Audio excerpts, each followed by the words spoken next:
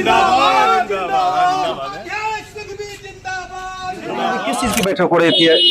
हमारे कांग्रेस पार्टी के संगठन की बैठक हो रही है और आज ये मटियानी विधानसभा के हमारे सभी कार्यकर्ताओं से, वरिष्ठ नेताओं से आज मिले हम और आगामी चुनाव के बारे में, रणनीति के बारे में चर्चा करें। क्या लगता है कि बेगूसराय में सभी विधानसभा में आपके कांग्रेस का कैंडिडेट दे पाएंगे या फिर कुछ विधानसभा में ही आप जा रहे हैं? चूंकि गठबंधन है, जैसा कि आप सबको विदित है, लेकिन हम ज्यादा सीटों पर चुनाव लड़ने की तैयारी में हैं और मैं समझता हूँ मटियानी, बछवाड़ा और बेगूसराय से निश्चित रूप से कांग्रेस पार्टी चुनाव लड़ेगी और अपना विजय बनाएगी। वहाँ से ये तय भी हुआ है कि वहाँ के कांग्रेस से उठेंगे कि फिर आरजेडी देगा कि फिर और कोई पार्टी? हम हमारी तैयारी कर रहे हैं और निश्चित रूप से चुनाव लड़ेंगे और जीतेंगे। यहाँ जो बैठक अभी हुई थी इसमें क्या यहाँ अभी हमारी अंदरूनी रणनीति है। हम हमारे बूथों पर जो SIR नरेंद्र मोदी ने देश में थोपा है और बिहार में जिस तरीके से वोटों की लूट करने का प्रयास किया जा रहा है, उस वोट को लूटने से रोकने के लिए हमने आज रणनीति बनाई है। हमारे PLA 2 हर बूथ पर खड़े मिलेंगे और PLO कहीं भी ये प्रयास नहीं करें, PLO कहीं भी प्रयास नहीं करें, कलेक्टर कहीं भी, DM कहीं प्रयास नहीं करें और जो भी आला अधिकारी प्रयास नहीं करें कि कहीं भी एक वोट भी गलत काट देंगे। हमारा कार्यकर्ता मुस्तैदी से बूथ पर खड़ा मिलेगा और एक वोट काटने पर भी अपना विरोध दर्ज कराएगा और पूरी ताकत से लड़ाई लड़ेगा। सर आपका परिचय? मैं पंकज उपाध्याय, विधायक मध्य प्रदेश मुरैना। ये जो बैठक हुई है सर, इसके बारे में क्या कहेंगे आप? कांग्रेस कार्यकर्ताओं की बैठक हुई है और हम लोग तेजी से विधानसभा चुनाव लड़ने की तैयारी है। फिर हमारे प्रभारी पर्यवेक्षक महोदय जो आदेश दिए हैं उनका टास्क हम लोग पूरा करेंगे। आपका परिचय? अभय कुमार सिंह सार्जन, जिला अध्यक्ष कांग्रेस। सर आज मटिहानी विधानसभा में आप लोग जो बैठक रखे हैं कांग्रेस कमेटी के, तो क्या कुछ निर्णय लिया गया सर बैठक में? देखिए, मटिहानी विधानसभा के अंतर्गत जो मटिहानी प्रखंड कार्यालय पर बैठक किया गया, ये हमारे 2 पर्यवेक्षक दिल्ली से आए, एक मुरैना के विधायक उपाध्याय जी और एक दिल्ली के सिंधवी सिंह जी। वो आए थे जो अभी ये चुनाव आयोग का पुनरीक्षण जो चल रहा है, उस चीज पर हम लोगों के साथ उनका बहस हुआ और वही मुद्दा था, सर का मुद्दा था। तो सर के मुद्दा में वहां पर हम लोगों को आदेश दिया गया कि आप लोग जो है BLO के साथ जो फॉर्म भरा जा रहा है जिस मतदाता का, तो उस मतदाता को क्या क्या उसमें लगना चाहिए, जो सुप्रीम कोर्ट दिया है कि 5 पेपर उसमें लगना चाहिए, चुनाव आयोग भी दिया है। लेकिन क्षेत्र में क्या हो रहा है कि सिर्फ फॉर्म भरवा करके, सिग्नेचर करवा करके, आधार कार्ड का नंबर लिख करके यहाँ के BLO ले रहे हैं, जो एक आपत्तिजनक बात है। जब सरकार कह रही है, चुनाव आयोग कह रही है, सुप्रीम कोर्ट कह रही है कि उनको आधार कार्ड से जोड़ा जाए, उनको जो मतलब मतदाता पहचान पत्र है उसका नंबर लिखा जाए, राशन कार्ड लिया जाए, तो ये एक प्रक्रिया संदेहास्पद लग रहा है अभी के समय में। उन लोगों का कहना है कि नहीं, बस यही हो जाएगा और आप लोग टेंशन नहीं लीजिए। तो मेरा मानना है, अभी अगर हम उन लोगों पर विश्वास करते हैं तो खास करके हम आप लोगों को पत्रकार के माध्यम से बिहार की जनता को आगाह करना चाहेंगे, क्योंकि यही घटना जो है महाराष्ट्र में घटा, यही घटना जो है राजस्थान में घटा और यही घटना जो है आपका हरियाणा में घटा, जिसके कारण वहां जो है कांग्रेस जो है सीट लूज किया। तो वही परिपाटी यहाँ बिहार में चल रहा है।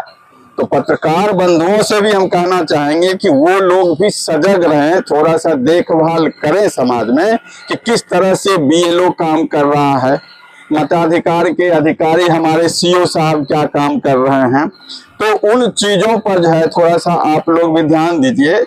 और सबसे बड़ी मुद्दा ये है, तो बिहार के लोग देश प्रदेश में कमाने के लिए जाते हैं और उनके पास यहाँ पर बेरोजगारी है और जिस समय कृषि व्यापार संबंध नहीं होता है, कृषि का कार्य नहीं होता है, तो वो लोग अपना कलकत्ता चले जाते हैं, दिल्ली चले जाते हैं, बम्बई चले जाते हैं, यहाँ तक कि जामनगर भी चले जाते हैं।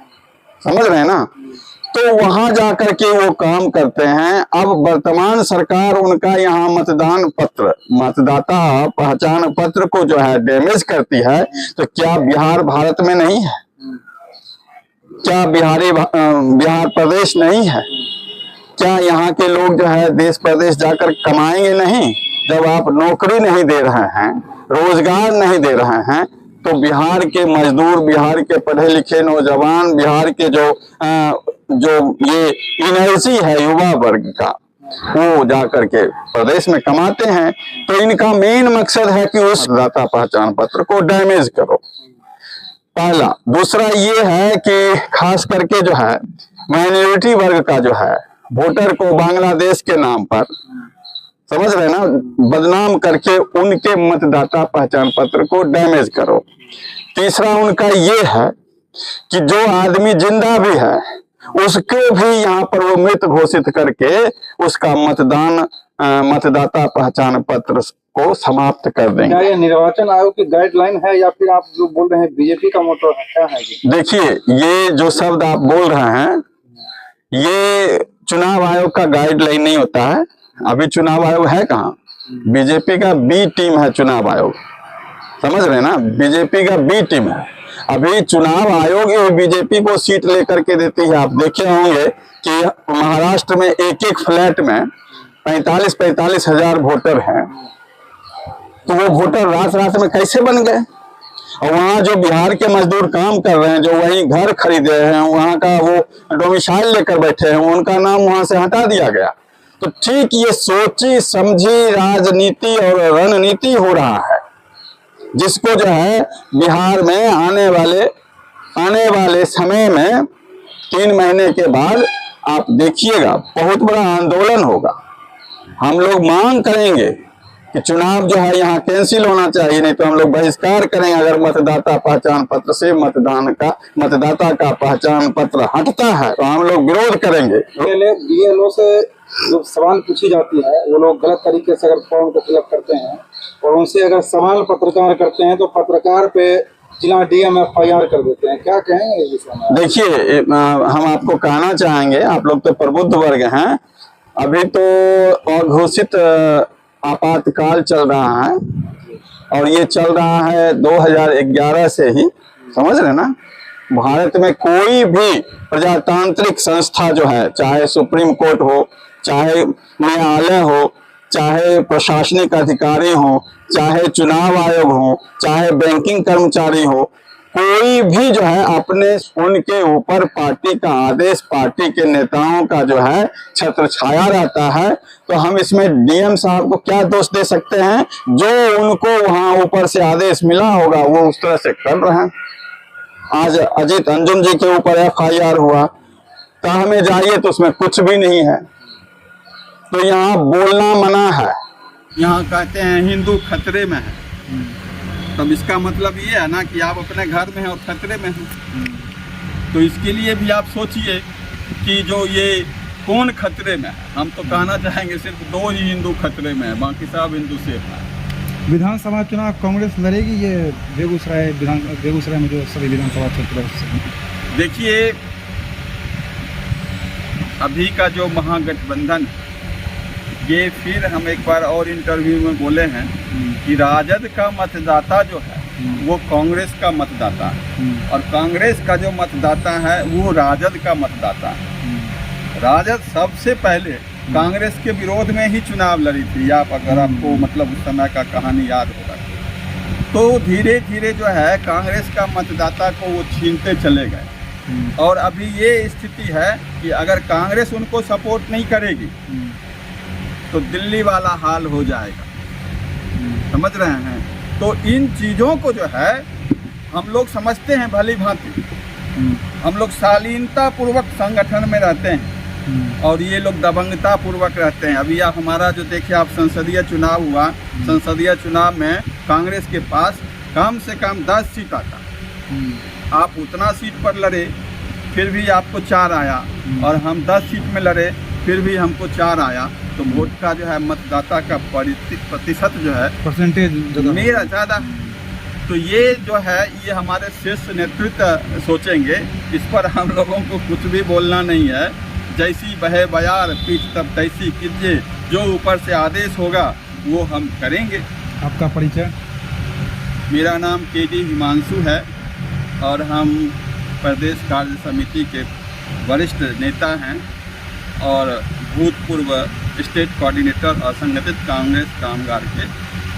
अभी हमारे पर्यवेक्षक दिल्ली से आए हुए थे, अपना सुझाव दिया कि आपका संगठन मटिहानी में कितना मजबूत है वह हम देखना चाहते हैं। तो हमने कार्यकर्ता को बुलाया और दिल्ली से जो पार्टी को दिशा निर्देश मिला था उसके विषय में उन्होंने तमाम कार्यकर्ताओं से जानने की कोशिश की और वो तमाम कार्यकर्ता जो है उन्होंने अपनी जानकारी उनको शेयर किया। क्या लगता है आपको इस बार मटिहानी विधानसभा से टिकट मिलने की कोई उम्मीद है? टिकट यदि मिलने की उम्मीद नहीं होती तो बेगूसराय जिला में 7 विधानसभा क्षेत्र हैं और उसमें 3 विधानसभा में ही हमारे पर्यवेक्षक महोदय आए और तीनों विधानसभा में कार्यकर्ताओं के कार्यकुशलता को देखा, भांपा, परखा और उससे उन्होंने संतुष्टि जाहिर किया। इससे हम लोगों को पूर्ण उम्मीद है कि निश्चित रूप से मटिहानी विधानसभा में कांग्रेस चुनाव लड़ेगी। आपका शुभ नाम? मेरा नाम रामानुज कुमार, प्रखंड अध्यक्ष मटिहानी कांग्रेस। आज की बैठक बिहार प्रदेश कांग्रेस कमेटी ने यह निर्णय लिया है कि हमारा कौन विधानसभा क्षेत्र मजबूत है और वहाँ उस विधानसभा क्षेत्र में झंडा कार्यक्रम हो, माई बहन योजना, सम्मान योजना कार्यक्रम हो। अभी जो चुनाव में जो भाजपा के द्वारा, चुनाव आयोग के द्वारा जो वोटर लिस्ट से नाम काटने की बात चल रही है, बीएलओ जाकर गलत समझाकर जो फर्जी बनाना चाहता है, उसी के विरोध के लिए प्रदेश ने अखिल भारतीय कांग्रेस कमेटी ने अपना पर्यवेक्षक भेजा है और उसी के मातहत यह बैठक आज यहाँ आयोजित थी। 16 तारीख को यह बेगूसराय पधारे हैं। 16 तारीख को बेगूसराय विधानसभा क्षेत्र की बैठक थी। कल इन्होंने 10 बजे से 12 बजे तक जिला कांग्रेस कमेटी के कार्य समिति की बैठक की और कार्य समिति के बैठक करने के बाद यह बछवाड़ा विधानसभा में गए और वहां बछवाड़ा विधानसभा क्षेत्र का फीडबैक लिया। आज यह मटिहानी विधानसभा क्षेत्र का फीडबैक लेने के लिए अभी आए हैं जहां आप उपस्थित हैं। इन्होंने कार्यकर्ताओं की भावना को लिया और आश्वासन भी दिया कि जो यहाँ के कार्यकर्ता की भावना है हम उसको आला कमान तक पहुंचाने का काम करेंगे। इसीलिए हम आपको इतना कह सकते हैं कि महागठबंधन में हैं, लेकिन जो अभी पर्यवेक्षक आए हैं उसी विधानसभा क्षेत्र में जा रहे हैं जहां कांग्रेस की स्थिति मजबूत है, कांग्रेस वहां से चुनाव लड़ सकती है।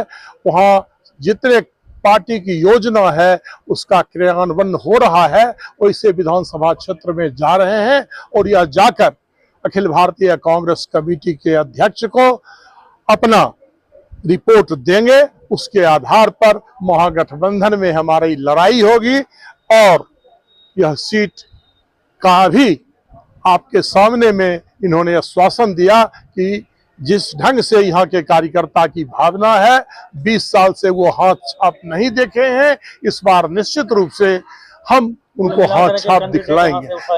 निश्चित रूप से मटिहानी से कांग्रेस का उम्मीदवार होगा और वह अभय कुमार सिंह सार्जन होगा। आपका परिचय? मेरा नाम रामविलास सिंह है।